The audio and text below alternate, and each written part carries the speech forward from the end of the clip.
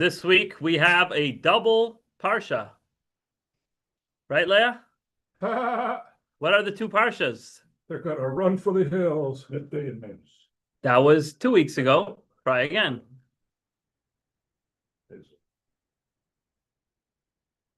A little louder. Matas and Maseh, that's correct. Do you know what they mean? What Matas means and what Maseh means? Do you know what they talk about? Okay.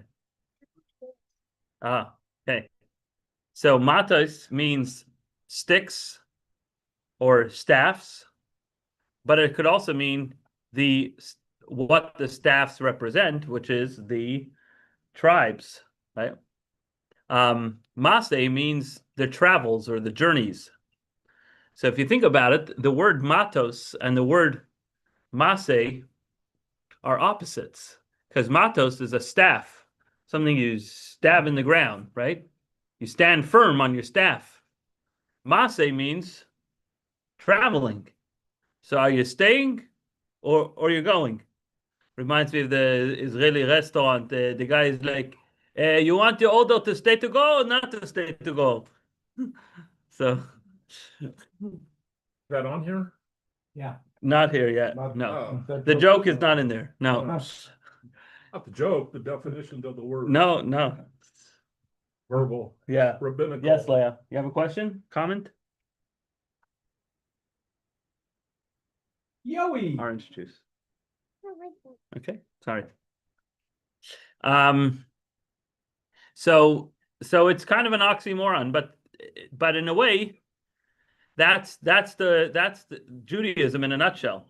Because you have to have matos, you have to have standing firm, you got to stand firm to your principles, but also you have to have maseh. You have to be journeying, you have to be traveling, you have to be developing and making progress and growing. And so you always have to have both things together, standing firm and growing. So with that in mind, let's go into a Hasidic phenomenon of what's permitted is unnecessary, which is the Jewish Guide to Minimalism.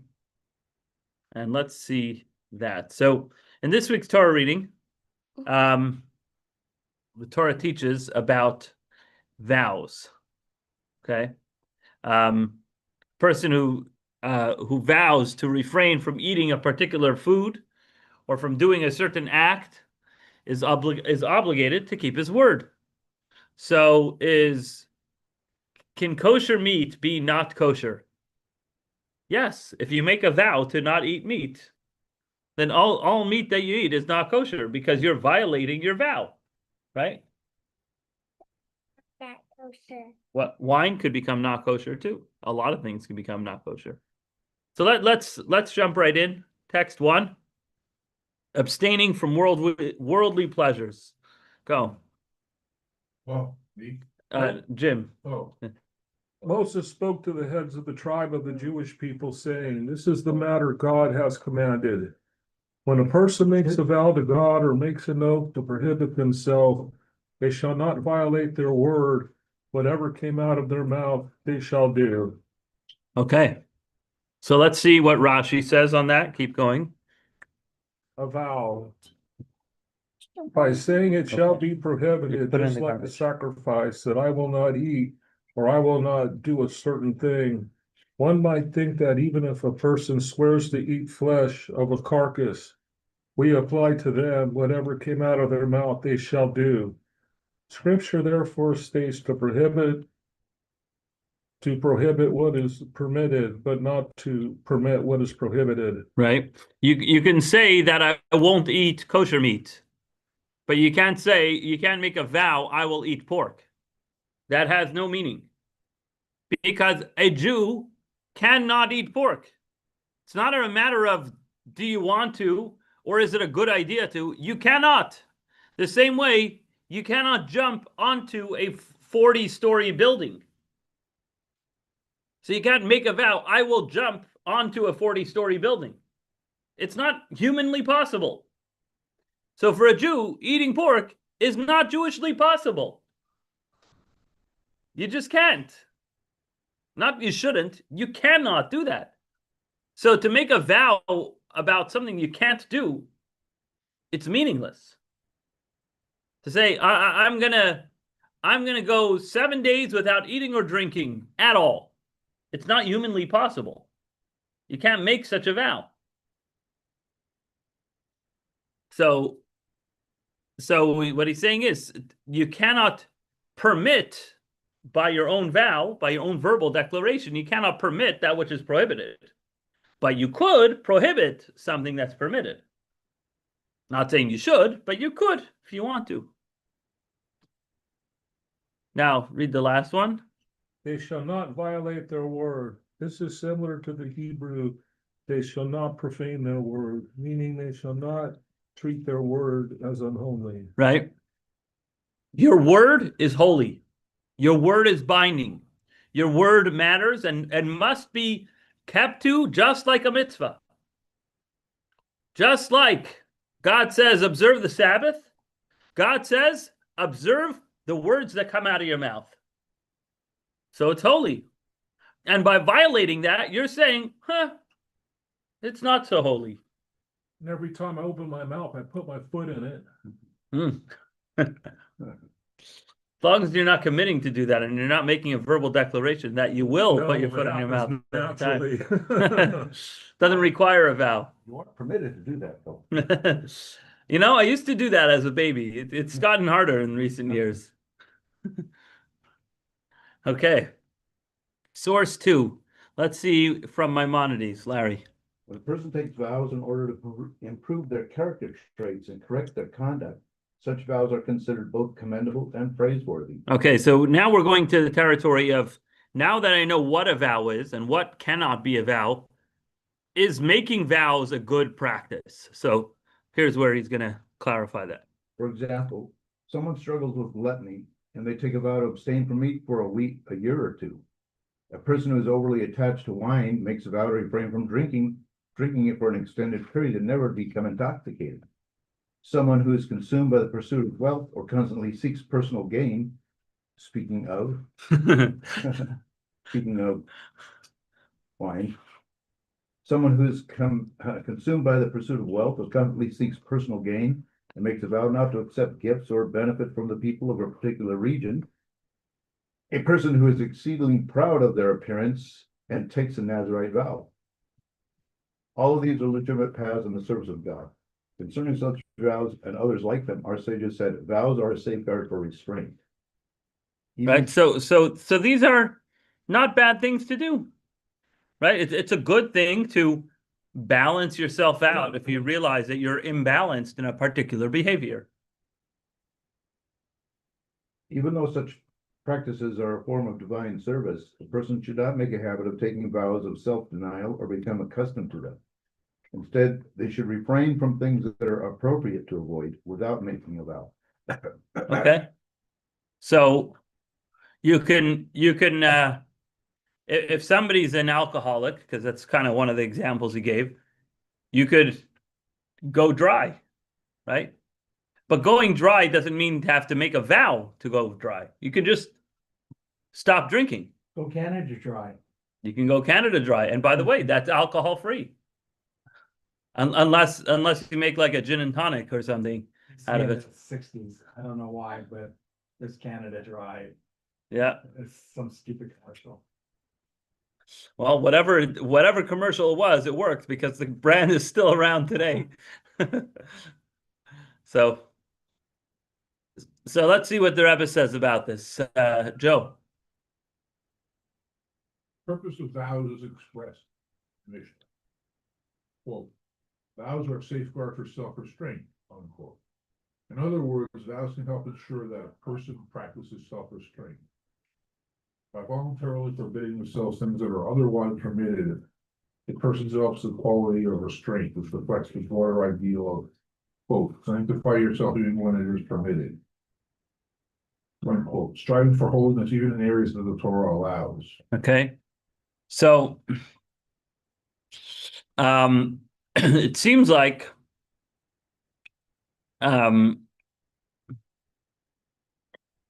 there's some contradiction when it comes to taking vows and making restrictions upon yourselves, yeah, it's generally the take that we get so far is vows are quite intense. That's like very extreme. But to refrain from doing certain things, that's a worthy thing. It's worthwhile to refrain from various things. Now, it's surprising to find that in some other sources, it seems to be somewhat contradictory. Look at the Jerusalem Talmud in source 3, Steve. Rabbi Dimi says that the name of Rabbi Yitzhak, In the name of Rabbi oh, Yitzhak. in the name of Rabbi Yitzhak, are the Torah prohibitions not enough that you seek to prohibit other things? Yeah. So it's like, Judaism is hard enough. You have to make more problems. You have to make more prohibitions. And Maimonides talks about this in the laws of Deot. Deot is character traits, I think would be the best way to describe it, or the laws of human behavior, or the laws of being a mensch. It says like this: a person might reason, since envy, desire, the pursuit of honor, and similar traits are harmful and can lead a person astray. This is, by the way, a paraphrase from the Mishnah in Pirkei Avot, which says that envy, desire, and pursuit of honor drive a person from this world. That's what the Mishnah says. So Maimonides is kind of somewhat quoting them, saying that since these traits are harmful and can lead a person astray, I will distance myself from them completely by adopting the opposite extreme. Maimonides says such a person might decide not to eat meat, drink wine, marry, live in a comfortable home, or wear fine clothing. They may choose to wear sackcloth and coarse wool like priests of idol worship do. Sounds good, no? No. Well, this is also an improper path, and it is forbidden to follow it. Anyone who adopts this approach is called a sinner. Why are you a sinner for not eating meat and drinking wine? He says, you're a sinner as implied by the Torah's description of the Nazirite for whom atonement is required.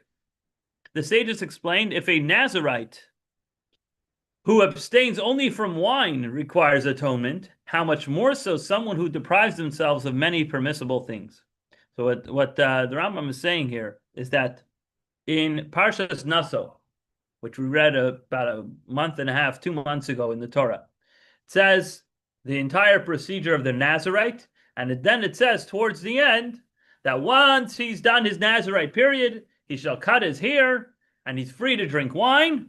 And after he cuts his hair, he needs to bring a sacrifice. Sacrifice? Why do you have to bring a sacrifice? You should be giving me a sacrifice for the great deed I did, that I abstained from wine for 60 days or a year or whatever. And the answer is,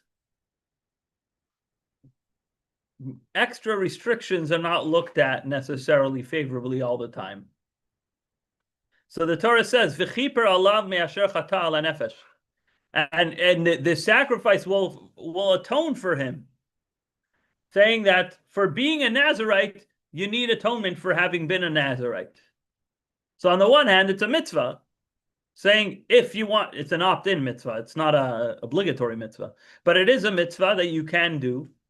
But if you do it, you have to bring an atonement offering. Very interesting. So the Rambam is saying, if that guy needs a sin offering, how much more so if you went through the laundry list of prohibitions upon yourself? Certainly, it's not advisable. Therefore, I'm continuing now, therefore, our sages instructed that a person should refrain only from what the Torah itself has forbidden and should not prohibit additional permissible things through vows or oaths.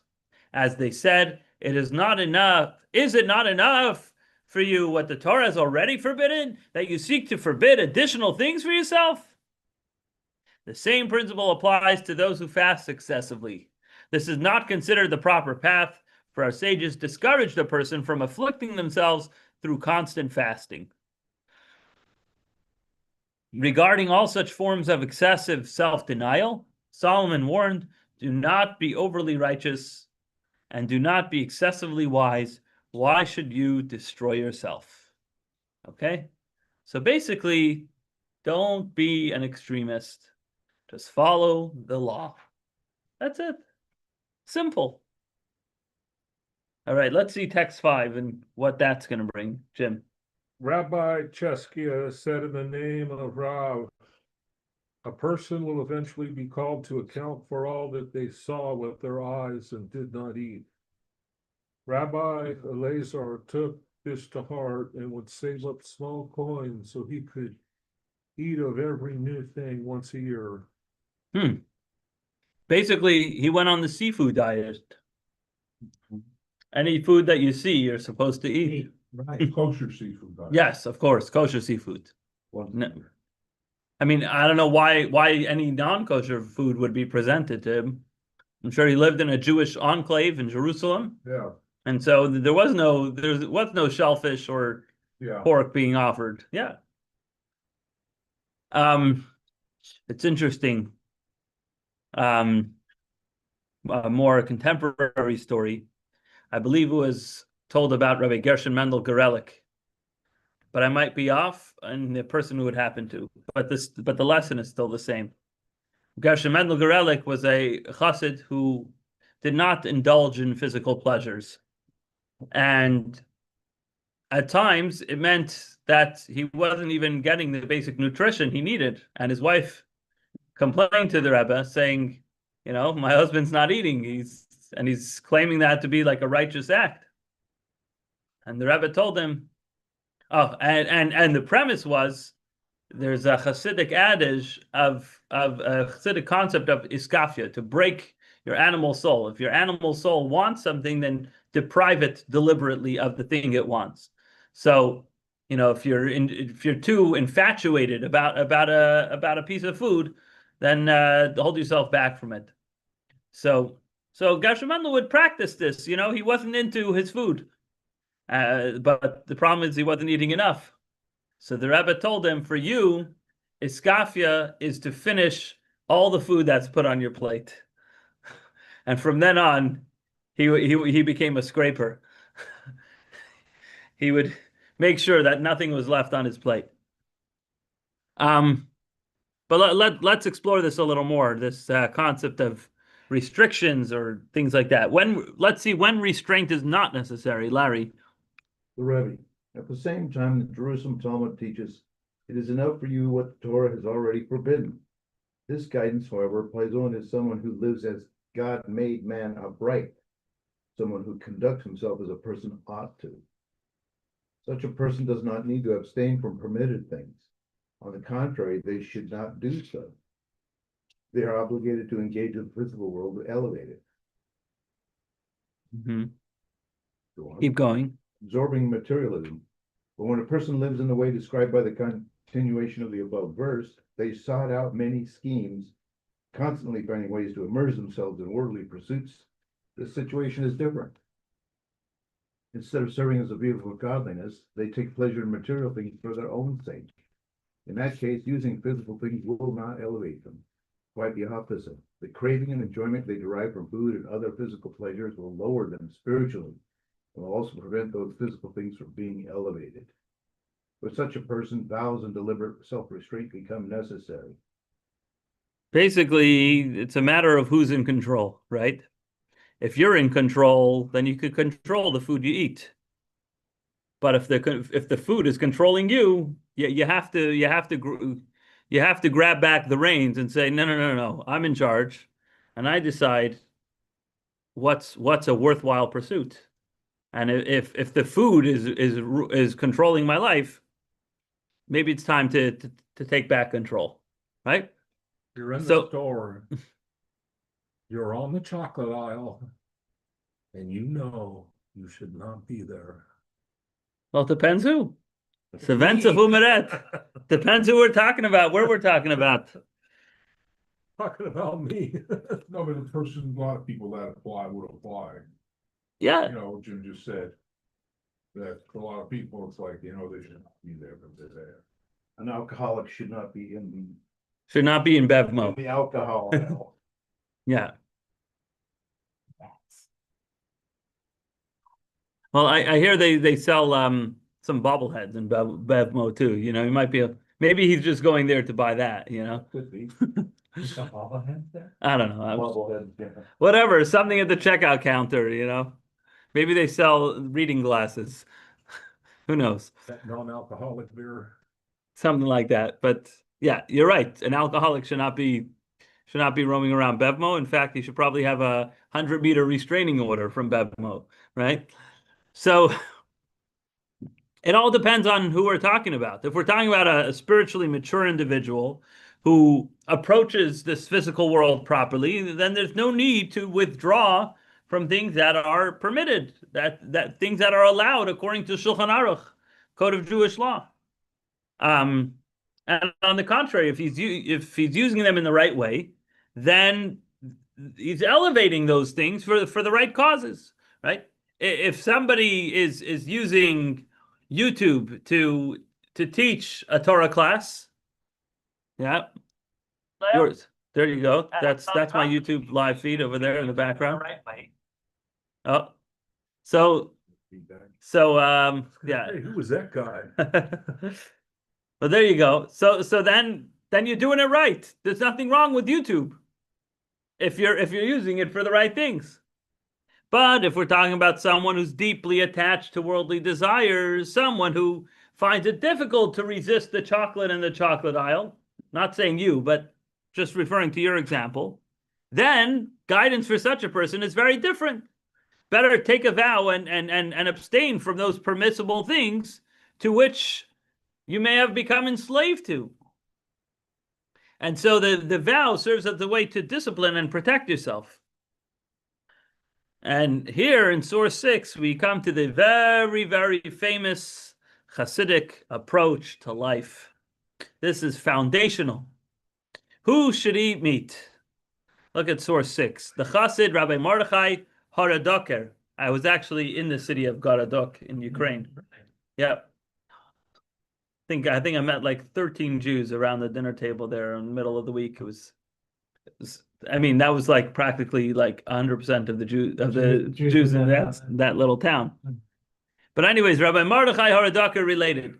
The first teaching we heard from the Alter Rebbe when we arrived in Liozna was, quote, what is forbidden is forbidden. And what is permitted, we don't need. Was men tarnit, tarminit, und was men meg, darf minit. That was, end quote, that was the whole thing. For some 3 or 4 years, we grappled with this until we integrated this into the various aspects of our lives. Only then did we have a private yichidus, a private audience with the Rebbe to ask for a path in our divine service. So you know it's how like sometimes you go to the doctor to say, oh, I know what you have. Take this and then come back to me and we'll examine you. I'm not even going to look at you. Like, first take this and then come back.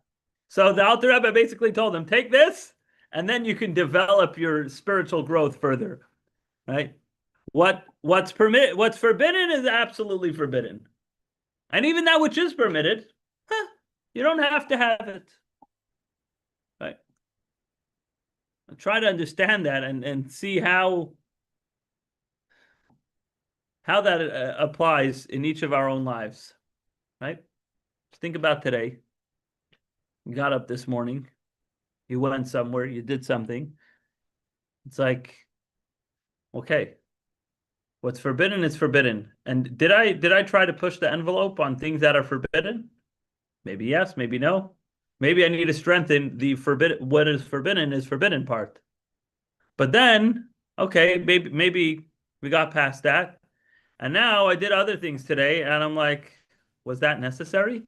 I know I'm allowed to do it, but was that necessary? Was that helpful? Imagine thinking about that every day. Is everything that I'm doing allowed? And now is everything that I'm doing also necessary? That's a very high level. To say that everything that I'm doing is somehow furthering my relationship with Hashem, Or is it maybe neutralizing it? You see, neutralizing is neutral. But you know what happens with neutral? Neutral is you get neutralized. So if you say, look, eating kosher ice cream is neutral. But what happens is with too much neutral, you get neutralized. If they say that there's middle of the road, there's nothing but yellow lines and dead armadillos. Pretty much. Right? So or another example is when you're mountain climbing, if you're not climbing up, you're falling down. There's no hanging out on a cliff edge. Right? Unless you. Okay. Who are we up to, Steve? Yeah. The Rebbe Rayatz, or the Rebbe Rebbe. Rayatz related on several occasions a saying commonly repeated among Hasidim: what is forbidden, what is permitted is unnecessary. This is similar to the Talmudic statement that an unlearned person should not eat meat. The intent is not that eating meat is literally forbidden for such a person. If it was truly forbidden, it would belong to the category of things that are off limits, over which one may not even recite a blessing. Right. So what bracha do you make on pork? None. You're not allowed to eat it. And if you are going to eat it, don't desecrate God's name on top of that. Right? So don't even say a blessing over it. Correct. That's it. But that is not the case. An unlearned person who eats meat is still required to recite the appropriate blessings before and afterwards. Rather, the meaning is the same as the Hasidic saying that what is permitted is not necessary. The explanation is as follows. Hasidut explains that the primary purpose of eating is not for the benefit of the person, so that they should derive something from the food. In fact, the human being occupies a higher spiritual level than the food. Rather, the purpose is for the benefit of the food. Through eating it with the proper intention, a person refines and elevates its spirituality. In this sense, the food wants and waits for the person to eat it. Remember that? The s'mores? Remember what was it? Remember in Little Abner? Little Abner, The little things? Oh, you weren't around. the rascals. No, they used to have, look like little goats. They call them s'mores. They always wanted to be eaten. The Okay, schmorgs. I have to go take a look. Uh-huh. This is from the 50s. No, but the idea over here is like this. All of creation is hierarchy. You have inanimate objects, minerals and things like that. You have plants, you have animals, and you have humans. Now, the plants, let's say you're eating apples, the apples don't benefit the human spiritually, that is. What did you gain by eating an apple? You just engaged with something lower on the totem pole than yourself. But what you do gain, what the one who does gain is the apple. Because the apple was elevated to you, but that really is only if you don't see yourself as the top of the totem pole. The top of the totem pole is God. Meaning if you're using yourself, your neshama, and your body to serve God, so you're elevating yourself to God. So if you're helping the apple get closer to God, then you just help the apple. The apple didn't really help you. You helped the apple more than it helped you. Because the apple's going all the way up there because of what you did, because you made a bracha on it, because you learned Torah with that energy, because you prayed with that energy, you gave tzedakah, you called a friend because you were feeling good with that energy. So all of those mitzvahs are thanks to the apple, and now the apple gets a good spot up there. Okay. Keep going. The previous Rebbe related that his father, the Rebbe Rashab, was once about to eat when a piece of food slipped off his fork back onto the plate. Smiling, he remarked, "He doesn't want to be eaten yet." This idea that food wants to be eaten is true. Oh, see, I saw this. This is what was reminding me Right. of loud now. Wants to be eaten is true only when a person eats, not because of the personal desire, but because the food's desire to be elevated. However, if a person eats simply because they desire the food seeking only personal enjoyment, then not only do they fail to elevate the food, but the opposite occurs. The food lowers the person spiritually. And because the food becomes the means through which the person stumbles, it too is deprived of the spiritual elevation that was meant to receive. Okay. So either the spiritual energy in the food is elevated by you doing a mitzvah, or the food pulls you down, says, "Oh, you need me? Well, welcome to my town, right? Come meet me in my office." And so now you're being downgraded to the level of the fruit. So when somebody eats just out of a need to satisfy their physical desires, the the spiritual energy in that food, in that meat, in the apple, whatever it might be, is not elevated. The person doesn't become more elevated because they're not intending to connect to God in any particular way. So even though the food is kosher, the meat is kosher, you said a bracha, shahakol on the meat, ha'etz on the apple, ha'adama on the vegetable soup, whatever it might be. If you don't do something out of it, then the holiness in it just gets trapped down there. So, for example, tonight, when you made a ha'adama on the soup, and then with that energy, you're learning Torah, and the Torah is better absorbed because you're not hangry and hungry and whatever. Now that soup is elevated. So you did the soup a favor. You don't remember this? The schmoes? Little No, Abner? no. I guess you didn't read during the 50s. So What's going on here, Rabbi? That's right, I didn't read during the 50s. You're so right. 1 second. You couldn't So- be so right. So when the Talmud, This is what they look like. They The walk Rebbe all Rats are around. related, but over here in Hebrew, it says something else. it says, "The honor of His Holiness, my master and father-in-law, our great teacher and rabbi." Now, in short, that's Rabbi Yosef Yitzchak. But it doesn't give his name specifically. Not over there, no. Oh, So when the Talmud says an ignoramus, an Amaretz should not eat meat, Chassidus explains it refers to a person who's more focused on the pleasure of the steak than he is on using the strength of that to serve Hashem. So such a person shouldn't eat meat. It's not about the person, it's about what you're doing with the meat. Yeah. Al Cap was Jewish. I always wondered about this, the schmoes, because they always wanted to be, it was like, there was something when I was a kid, it was like always there was some religious thing that was there, Connotation in. connotation. And now I'm Schmoes or schmooze? schmoes. Schmoes, okay. Remember, they look like little ghosts. There's something in the. I heard of 50s, them. I think I- Remember, they looked like this and they always wanted to be eaten. Those things. So guess what? Oh. The food that you're eating, the drinks that you're drinking, Oh. want to be Yeah. eaten in order to help our learning Torah. Right? That's what they're here for. Why did some dude in Brazil sit down and smash this machine of oranges so that he or she can have a part in our Torah learning tonight? Isn't that fascinating? Yes, it is. It's incredible. From his mind.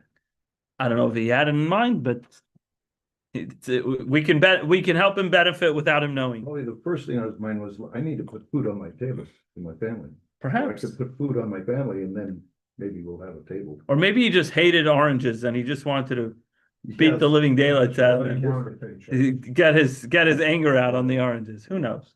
Wanted- But the point is that the oranges and the people involved in those oranges all now serve the great purpose in helping our learning tonight. So let me tell you a story about an ox with a strimel. Strimel. You know what a strimel is? Oh, Yeah. yes, I do. It's a big furry hat that Hasidic oh yeah. people wear. Tell me about that. Yeah. So the Baal Shem Tov was once sitting with his students. I believe it was at the Shabbos table when he asked all of them to place their hands on each other's shoulders. This was something he did fairly frequently. And he basically transferred what he was seeing in his vision to them by them closing their eyes and joining together in a circle. So he puts his two hands on the shoulders of the two students sitting next to him, and he tells everybody, close your eyes. And suddenly they see an extraordinary vision. They saw an ox dressed in Shabbos clothing, wearing a shtreimel on its head, sitting at a Shabbos table and eating. That was the vision. What's the lesson of that vision? So when they opened their eyes, the Baal Shem Tov explained what they just saw. Said the ox was actually representative of a righteous Jew who is faithfully eating his Shabbos meal, doing the mitzvah of Einig Shabbos. You're supposed to enjoy Shabbos. The one day of the week you're supposed to actually process like, oh, this is delicious, is on Shabbos, right? And this Jew was doing that diligently. But because his attention was so absorbed in the physical pleasure of the meat, rather than in the fact that he's doing Hashem's mitzvah, so in heaven he was presented like an ox. You're just an ox eating meat. You have a beautiful shtreimel on. You're all decked out in your Shabbos clothes, with the weiße Zukin, with the white socks and everything. But you're just an ox. So the Baal Shem Tov tells them that you want to do a mitzvah, don't forget the mitzvah. You can enjoy the mitzvah. You can be excited about eating good food on Shabbos, but don't forget the mitzvah. So this is this idea that if somebody is too much of an ox, maybe you shouldn't be eating meat, right? Eat meat, gesunder eat, no problem. Eat in good health. But remember why you're eating it. It has to be done with a purpose. And just because you're allowed to, doesn't mean you have to. Okay, now let's go to point number B. Go ahead. 8. B, Oh, the letter B. When the Rebbe. This also explains the many safeguards and protective measures established by the sages, especially during the era of the Second Temple. During the First Temple period, godliness was openly revealed. Even throughout the 70 years following the destruction of the First Temple, some remnant of that spiritual revelation still remained. But during the Second Temple era, when that revelation diminished and the forces opposed to holiness grew stronger, the sages instituted additional safeguards and restrictions to help people withstand the increased spiritual darkness. Accordingly, as each generation faced greater spiritual challenges, more stringencies, safeguards, and protective practices were added.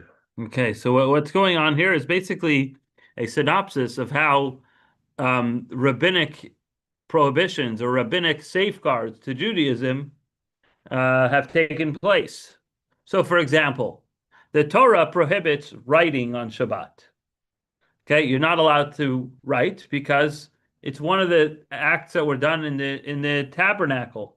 When they built the tabernacle, anybody who's in construction knows you need a pen. Have you ever seen a contractor without a pen? You need a pen always have a pen on your ear, right? You got to write. You have to write beam number 1 on the west wall, beam number 2 over there, beam, right? They have to write, I always That's carried a what you're pen. doing. right? Yeah, you have to. Termites or whatever it might be. too. Well, that's for the cutting. Right. So you didn't need a knife, but you did need a pen. So you're not allowed to write on Shabbat. It's one of the works, the malachas, the tasks that were done in the tabernacle construction process. However, the Torah never says you're not allowed to touch a pen. It just says you're not allowed to write. But the rabbis, in their great wisdom, realizing the diminishment of spiritual passion that existed, they said, what happens if you're going to hold a pen? The much better chance you might write with the pen. So he said, no touching pens, no touching candles, no touching your lawnmower, no touching your car keys, whatever it might be. Anything you can't do on Shabbat, you can't touch those things either. So that's just an example. It's called mukta. Mukta literally means it's set aside, meaning, does this have any use on Shabbat? No. So it's set aside. Now, you should physically set it aside, but it's more psychologically and mentally, it's set aside. It has no use on Shabbat. So that's an example of something where the rabbis enacted certain decrees and safeguards to protect us from violating the Torah itself. Another example would be all fowl is meat. Now, the Torah doesn't say that. The Torah says you can't cook a kid in its mother's milk, which includes all animals that produce milk. Cannot be eaten with milk. But chickens or any fowl don't produce milk, so they're not really meat. But the rabbi said, listen, I know I've been to Trader Joe's before, and I know that the fowl is not in the egg aisle, and it's not in the salmon aisle, and it's not in the produce aisle. It's in the meat aisle, because chicken is meat. Now, is it technically meat? No, but practically it's meat. And if you're going to have your Parmesan chicken, then before you know it, you're going to have your cheeseburger too. So they said no Parmesan chicken, no dairy and chicken, no dairy and fowl, because fowl is meat. Period. End of story. All fowl is meat. About fish. Not fish. Oh. Fish is not meat. No. Fish has its own category. It's parv. You shouldn't have it in the same dish as meat, but you can have it in the same meal as meat. Remember, there's fowl that you can't eat either. That's another story. But the point is there are various safeguards, all of which were done very logically and practically, assessing human nature and making laws accordingly. So one of these decrees is about shofar on Shabbat. So the Talmudic sage Rabbah made a decree suspending the performance of certain mitzvahs that are in principle required by the Torah when they fall out on Shabbat. But the concern is that in the course of doing these mitzvahs, a person might inadvertently violate Shabbat by carrying that object to do the mitzvah in a public domain. So, for example, that you might take your lulav to shul on Shabbat, or you might go to someone's house to borrow their lulav and bring it home for your family to use. And you're not allowed to carry outdoors unless there's a full enclosure, but generally in a public space, you're not allowed to carry. And so they were concerned that a person might carry their lulav, might carry their shofar on Rosh Hashanah, right? It's like, I have a shofar, I have a ram's horn, but I can't get the sound out. So let me go to the professional, either a trumpet player or a rabbi. That's one of the few things that rabbis and trumpet players have in common, right? We can get a sound out of a ram's horn, right? And figure out how to do it properly. But the problem is, you might carry that shofar outdoors on Shabbat. And so the Rabbah specifically said, no shofar on Shabbat, which is quite surprising. But let's see the source of that. This is a Hasidic understanding on this in source 7, Larry. This decree was enacted during the time of the Second Holy Temple, as is known from the Talmud that most such decrees and safeguards came about during that period. This is because the Second Holy Temple was not a complete redemption, for we were under Gentile rule. Yeah. Our sages also cited the verse, build the house and I will accept it, and I will be honored. So in other words, we had religious freedom, but we didn't have religious sovereignty. And that's in Haggai 1 verse 8. Mm-hmm. The word honored in this verse is missing the letter He, which is 5, alluding to the 5 elements missing from the Second Holy Temple. The 5 elements were The Ark of the Covenant was missing. I believe the incense was missing. I don't remember what the other three were. Since Think- when we redo the, since they can figure it out. I don't think so. No. The lost art. Yeah. And which is, five, alluding to the five elements missing from the second temple, second holy temple. Therefore, the sages enacted various safeguards and decrees to prevent negative forces from taking advantage of this deficiency. Okay, so basically, the word "I will be honored" in Hebrew is "ve'ikavda," from the word kavod, honor, and the ve'ikavda normally has a hey at the end, but it's a silent hey, so you can read it ve'ikavda even if it ends with a dalid, and so it's missing that hey, indicating that yes, God will be honored in this temple, but it's almost like honored without the H. ONOR. So from this we learn that there were many of the protective decrees enacted by the sages were introduced during the Second Temple period and afterwards, which included the decree of no shofar on Shabbat. Now, why did that decree arise specifically at that time? How come King Solomon didn't say, "Hey, watch out! Don't carry your shofar on Shabbat"? Why did Ezra not decree this? Why did Jeremiah the prophet not get concerned about people carrying a shofar on Shabbat? Why suddenly did Rabbah get concerned about that? And the answer is that because there was diminishing spiritual light, there were certain spiritual elements in the Second Temple that were lacking, the possibility of error increased. There was less spiritual energy, and therefore there was more negative energy, and that energy can cause a person to sin more easily. Oh, you have the list of the 5 things: the Ark of the Covenant, the Eish Tamid, the heavenly fire, the perpetual fire that consumed the sacrifices on the altar. So they had to manually actually light a fire and not say, "Here's the sacrifice." And then the Shekhinah, the visible dwelling presence of God. I don't know what that means, but the Ruach HaKodesh, there was no spirit of prophecy, and the Urim V'Tumim. So I was wrong about the incense. I take that back, Joe. You were surprised about that, and Yes, I was. that's because I was incorrect. I was bluffing on that. And I walked out bluffing. the last one is the Urim V'Tumim, the sacred inserts in the breastplates, which would light up letters when they had a question. They would talk to the Urim V'Tumim and like, should we go to war? Chaf Nun, Cain.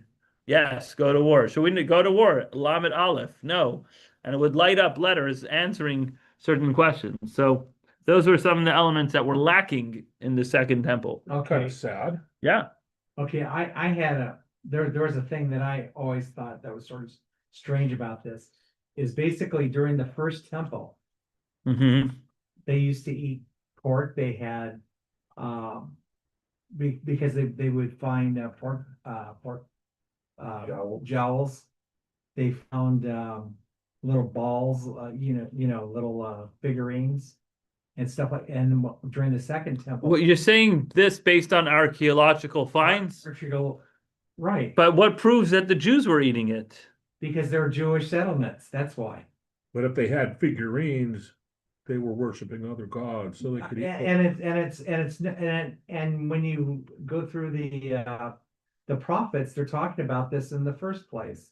So it's being mentioned there in the prophets, and during the Second Temple, all of this was gone. The people were More religious. more religious.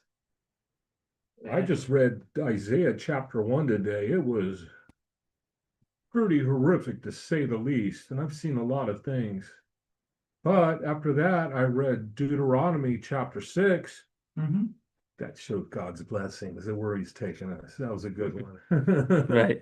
So I got both of them, but But yeah, I mean, yeah, they worshiped other idols and other gods, and they it ate pork. and- was all over the place. Yes, And it then was. during the Second Temple, everybody basically were good little boys until the very end. I hear.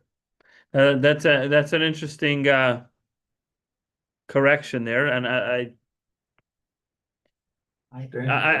no, I don't say stand corrected. No, because I would never say that since the Rebbe is saying here otherwise.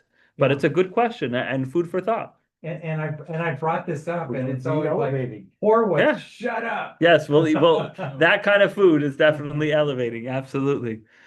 I see it's coming full circle now. Very good. So let's see the stages in life. Um, um, I think it's Joe's turn. Joe, page 9, the Rebbe. The Rebbe, just as there are differences between generations, there are also differences between the varying periods in every individual's life. At times, a person experiences a strong awareness of godliness. During such periods, there is no reason to fear involvement with the physical world, because not only does it not conceal godliness, but it can actually reveal it. As the verse says, lift your eyes on high and see, who created these? At other times, however, a person experiences spiritual darkness and no longer perceives godliness clearly. During such periods, it becomes necessary to establish personal safeguards and boundaries, to withdraw from and avoid many physical pleasures, even those that are permitted, because they have the potential to distort and spiritually weaken a person. Okay. Now we get to some insider information. This is the Rebbe's guidance regarding l'chaim. Okay, so to give you a little background, the Hasidic movement emerged in Ukraine and Russia, where of course it flourished until the days of the Second World War. And one of the main emphases in Hasidic life is no, well, joy, singing, serving God with warmth, with happiness.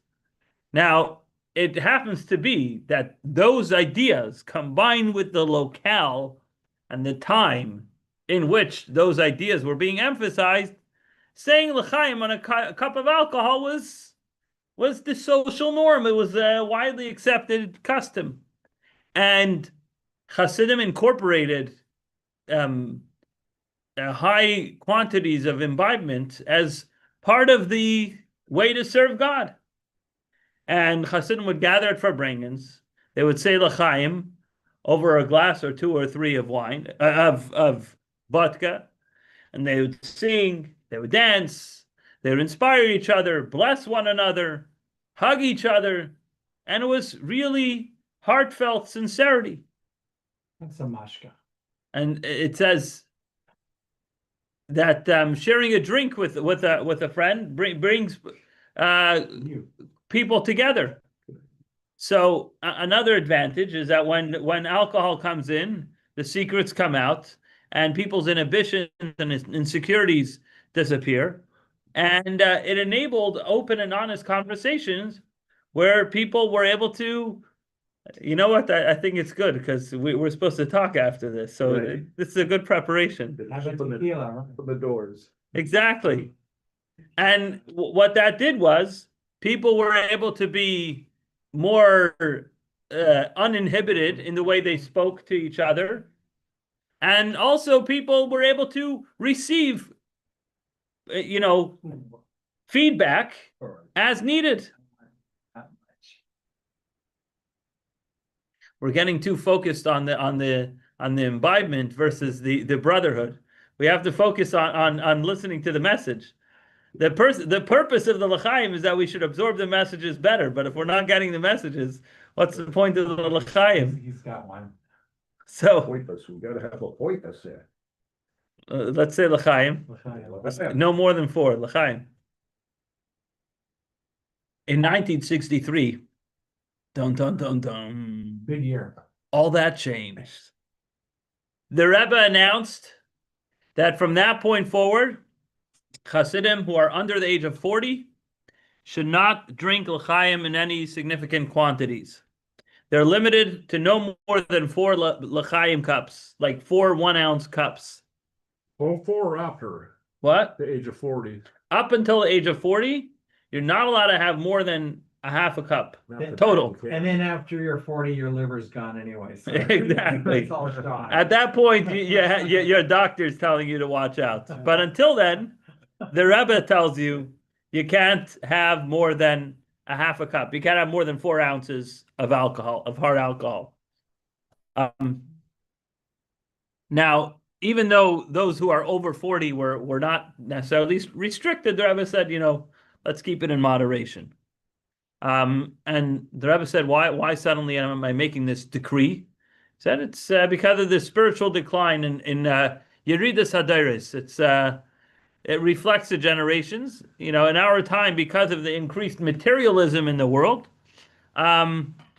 because people have more than they used to have, we're a lot wealthier than the Hasidim in Russia used to be.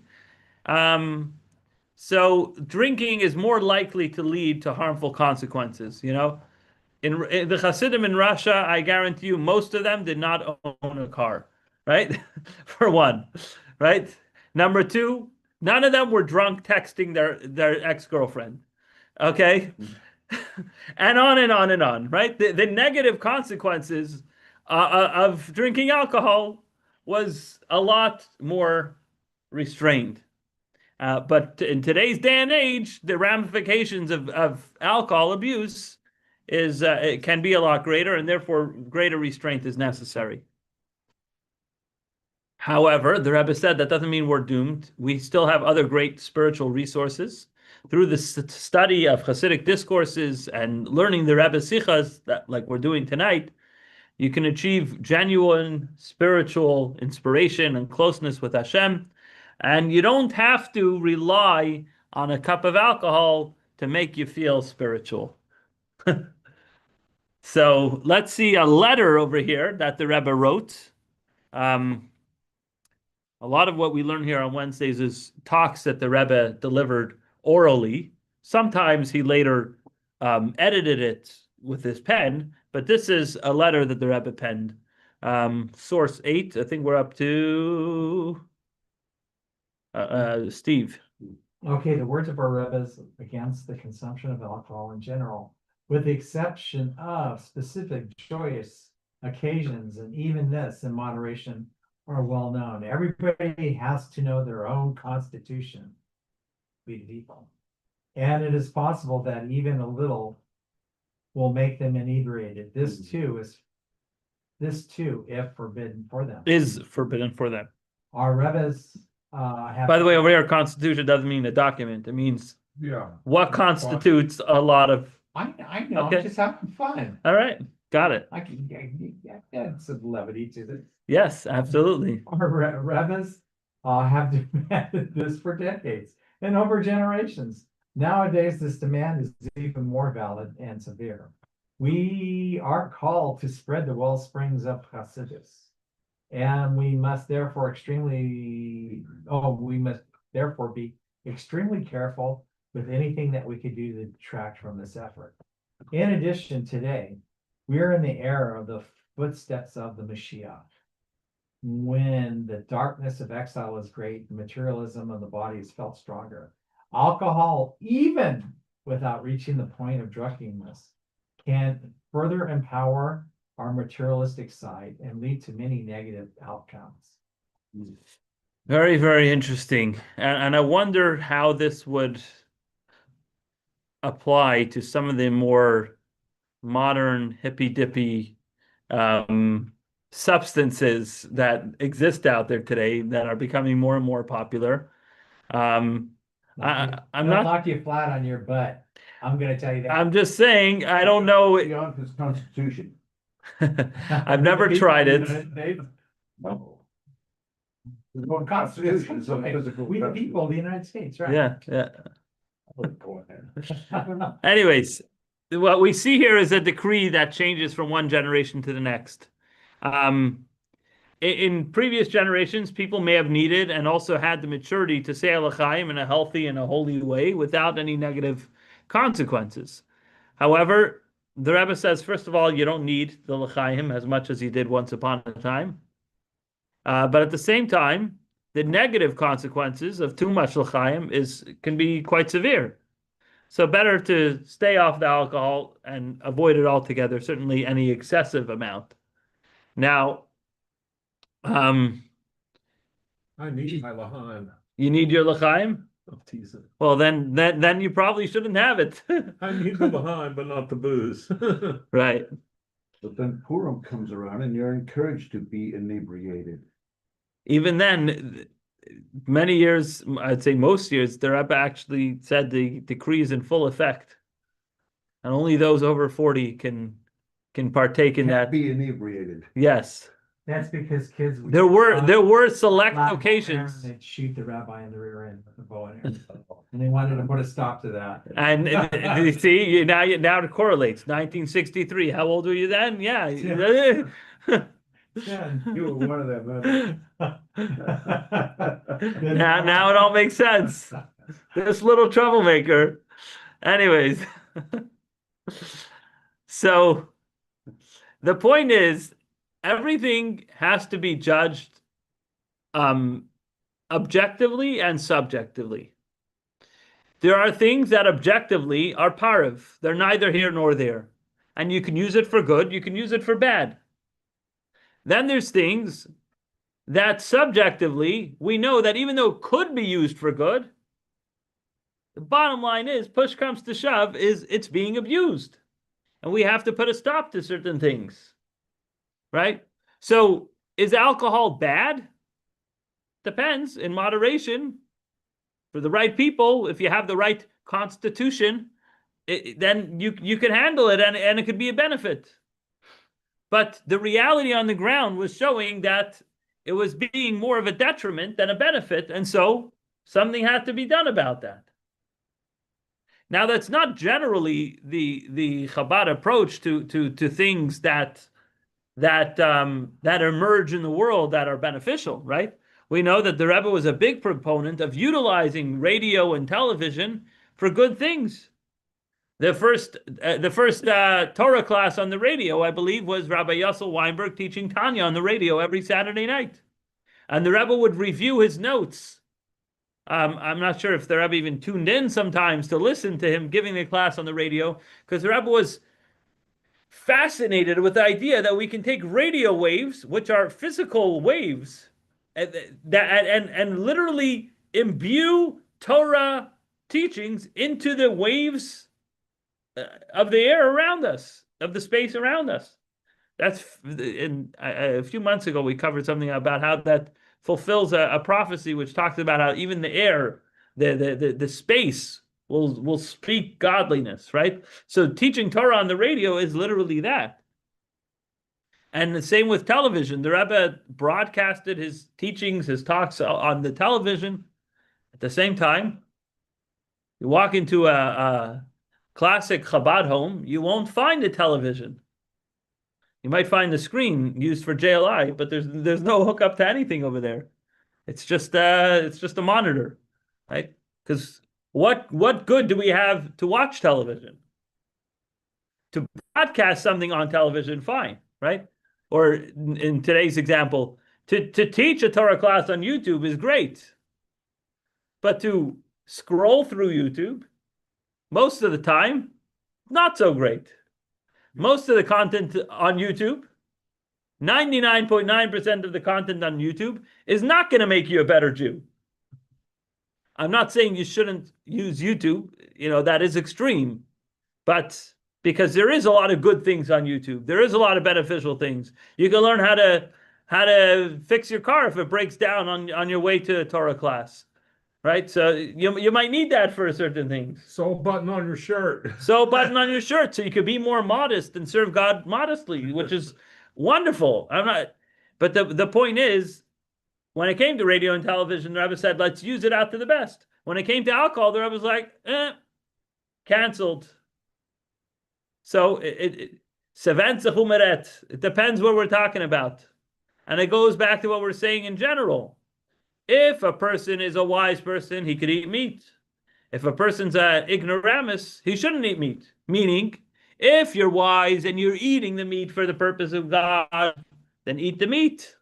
But if you're eating it for earthly desires, then don't eat the meat.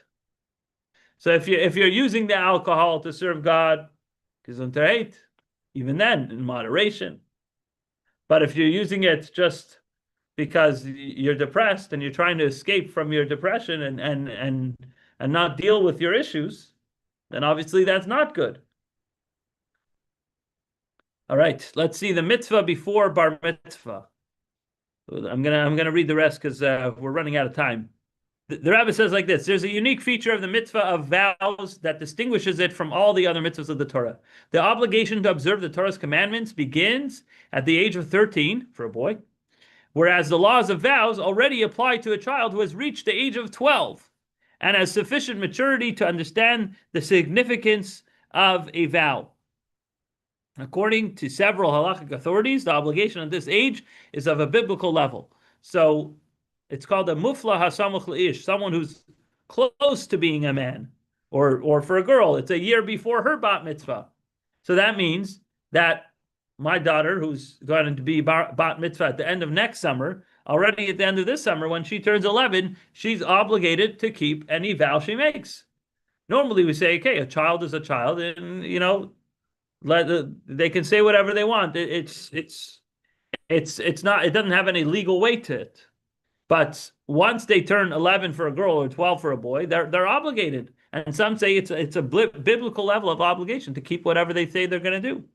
The reason is that the purpose of vows is to add personal safeguards and boundaries as preparation for observing the Torah and its mitzvahs. Therefore, this mitzvah begins during the year preceding full religious responsibility, serving as preparation for the complete obligation that begins at age 13.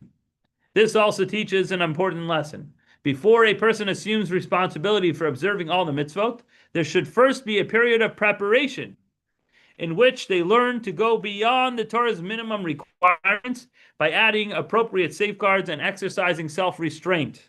This prepares them to be able to observe the mitzvahs properly. Okay, and then finally, this was from a talk that the Rebbe gave publicly, and then this is the next section is from earlier on in that same summer. The Rebbe says like this: in response to a request for a blessing from a boy approaching his 12th birthday, which would occur while he was away at summer camp. So you can see it's obviously in the beginning of the summer. The Rebbe said, you certainly know that the biblical obligation to observe the mitzvahs begins at the age of 13. The Rebbe is talking to a boy. Obviously, for a girl, it would be 12. The sages, however, instituted the obligation of education before that age, each child according to his level of development. There is one exception, the mitzvah of vows, whose Torah obligation begins at age 12, when the boy has reached sufficient maturity to understand the significance of a vow. The concept of a vow is that a person voluntarily forbids themselves something that is otherwise permitted. The lesson from this is that Hasidim are expected to conduct themselves not only according to the strict requirements of Jewish law, but also beyond the letter of the law. As my father-in-law, the Rebbe, would say, what is forbidden is forbidden. Was men tarnit, tarminit. And was men meg, darfminit. But even when something is permitted, one should still ask whether it is necessary. This approach is relevant to the observance of all the mitzvot that become obligatory at age 13. The Torah itself points to this by introducing the concept of vows before the full obligation to observe the rest of the mitzvahs begins. And the Rebbe concluded, since you are about to turn 12, when the laws of vows become relevant to you, you should be careful not only to avoid what is forbidden, but also to think carefully even about things that are permitted. May you grow to be a chassid, God-fearing Jew, and a Torah scholar. Since you're now going to summer camp, you should make an effort to positively influence the other boys there to help them become complete chassidim, or at the very least, to bring them closer to the path of chassidus. So in other words, my take on this is the Rebbe is telling him you're going to go to camp, and yeah, you're going to play sports. But why are you playing sports? To let out your energy, to get the exercise you need. You come back after the summer, you got it out of your system. But also, there's a canteen over there, and in the canteen they sell French fries and ice cream and candy. And are you just going to spend your summer eating a bunch of junk and, because it's allowed, because it's available, it's at your fingertips? Or are you going to practice a little restraint? And you're not a little kid anymore. You're going to be bar mitzvah soon. And it's time to grow up. And remember that even that which is allowed, you got to do more than that. And that means with the way we daven, the way we learn, the way we eat kosher, that it's not always about, can I eat this food? Sometimes it's, you know what? I'm not going to bother. It's a little questionable. I'm going to avoid it. Can I eat the cold Coca-Cola in the McDonald's? Okay. So the question is not can I eat it? The question is, do I have to eat it? You drink it. I was talking about the slushy. Oh, the slushy. The slushy is When was the last Is- time is you were that at good? McDonald's? never. But I don't even know. I'm trying to give an absurd example just to bring the point that we shouldn't be asking ourselves, Let's have it a lot. how can I finagle my way into doing something and make it allowed? Instead, the question is, unless I have to do it, why am I doing it? What benefit is there to me and to my service of Hashem? And that's really the bottom line. So when it comes to making vows, yeah, you shouldn't go around prohibiting everything and making vows. I'm not going to eat sugar and I'm not going to eat ice cream and I'm not going to eat this and that and the other. However, the Hasidic approach is to ask yourself about every food and drink that we have. Is this helping my service of Hashem? And so that's something that we could think about if we're over 12 years old, which I believe most of the people in this room consider themselves above 12 years old. What about if I know I'm gonna break this vow, but I'm not gonna make it in the first place? Well, that goes without saying. Don't make a vow you can't keep. But even assuming you could keep the vow, the emphasis isn't in making vows. The emphasis is in not indulging in things we shouldn't be indulging in unless it's for God. Otherwise, you're gonna be an ox at the Shabbos table in a shtreimel. But if you do take a vow, Yeah, you're to honor that vow. absolutely. But then there are vows to abstain from things that are permissible. Well, that's generally what a vow is. You can't take a vow to keep kosher. You have to keep kosher. It's not optional. You stand. No. I'm not saying you. I'm saying the proverbial you. You know. Yeah. The other me, And then you, yeah. the mini me. No, but a vow would be like, I'm going to abstain from wearing t-shirts. It's like, why? You're allowed to wear t-shirts, right? There's nothing wrong with that. But you could theoretically make a vow to not wear t-shirts and only to wear button-down shirts. Now, if you want to do that, you can do that. But what's the point, right? Is that going to make you closer to God? No. I don't think so. I don't think that's the thing that's going to make a difference. So, anyways, But here we have something that might,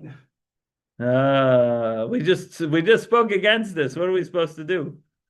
Control, yeah. So what? you take a vow and, Oh, we're gonna follow Gershon Mendel's thing. That it's something's poured in your cup. You have to drink it. What's That's come right. and done?